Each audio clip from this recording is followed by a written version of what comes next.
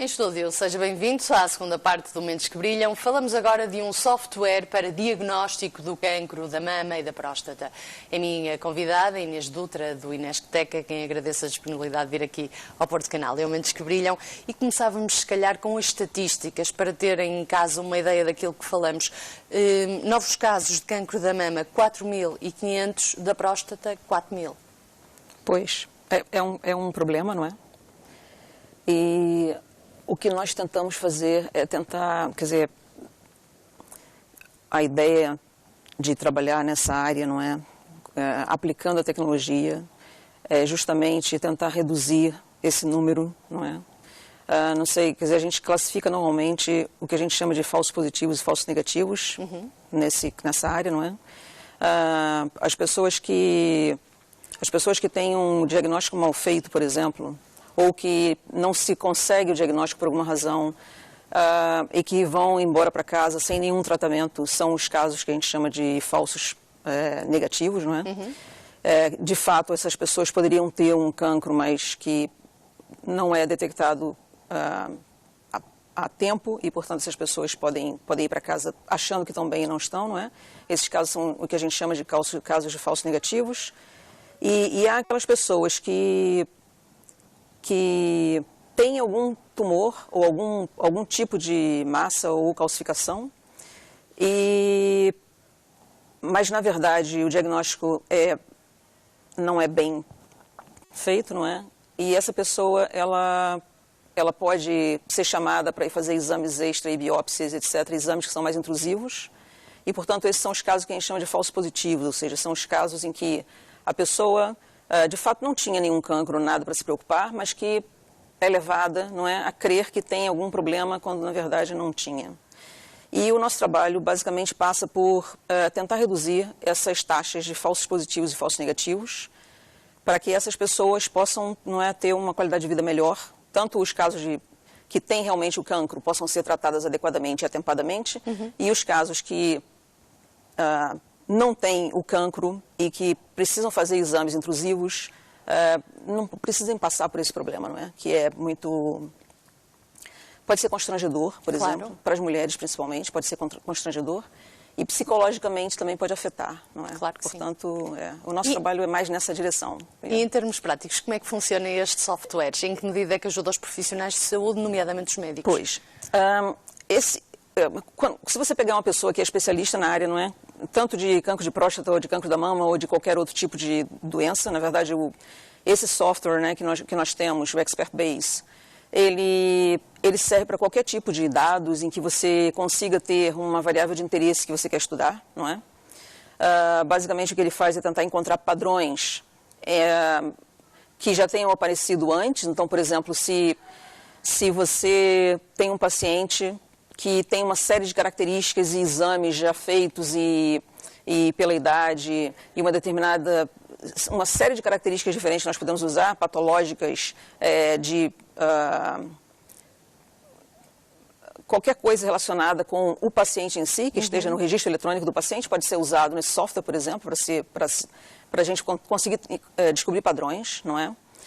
E, na prática, isso funciona da seguinte maneira. Nós construímos modelos, não é? Modelos gráficos? Modelos gráficos, exatamente. Nós construímos modelos gráficos que relacionam variáveis que estão associadas ao paciente. E essas variáveis, elas estão relacionadas de forma qualitativa, mostrando quais são as dependências condicionais entre as variáveis. Por exemplo, no caso do cancro da mama, há várias características que um radiologista tem que olhar na imagem da radiografia ou da ecografia, ou o que quer que seja, não é? O exame que foi feito, para retirar certas informações que são chamadas de características BI-RADS, pelo Colégio Americano de Radiologia, não é?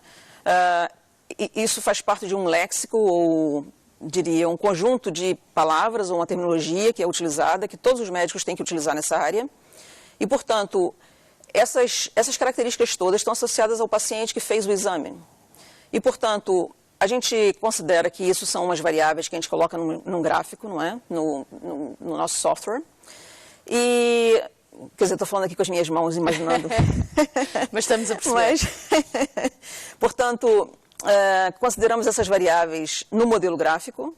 Estas variáveis afetam umas às outras, não é? Por exemplo, há vários tipos de massa, não é?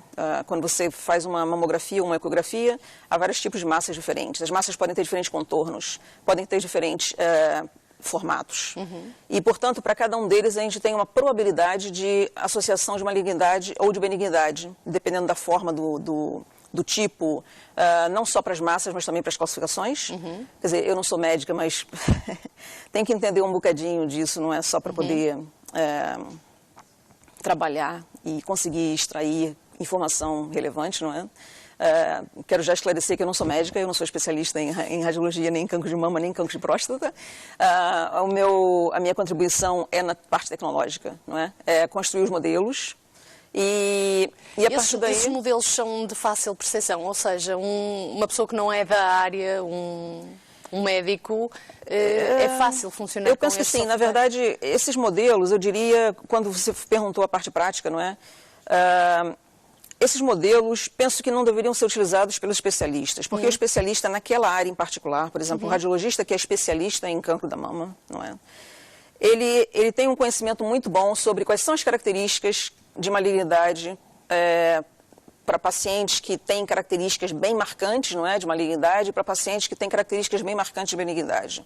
Portanto, nesses casos o software não ajuda muito, porque para o especialista vai ser mais quer dizer, pode ajudar para dar suporte, não é? Então, onde é que ajuda mais? Ajuda mais nos casos em que a pessoa tem dúvida, não é? Vou colocar só um caso para você, que não sei se você sabe que há uma porcentagem, felizmente pequena, de biópsias da mama que são inconclusivas.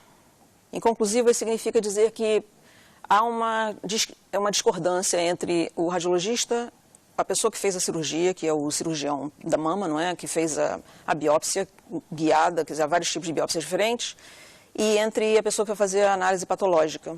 Portanto, são 3 profissionais envolvidos aí nessa questão, que muitas vezes discordam no diagnóstico, e felizmente são poucos os casos em que isso acontece, não é inconclusivos, mas esses casos que são inconclusivos normalmente vão fazer mastectomia, que pode ser parcial ou total, não é?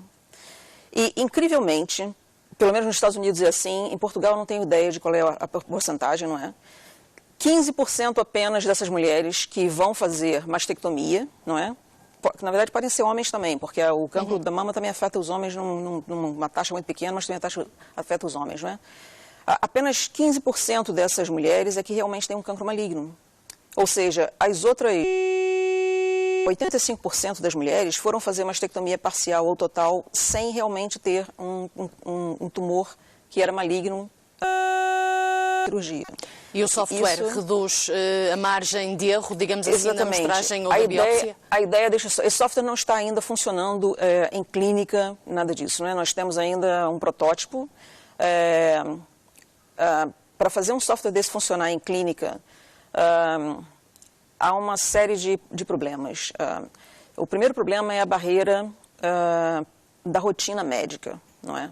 Por exemplo, para utilizar um software desses na rotina médica, ele tem que ser usado sem interferência.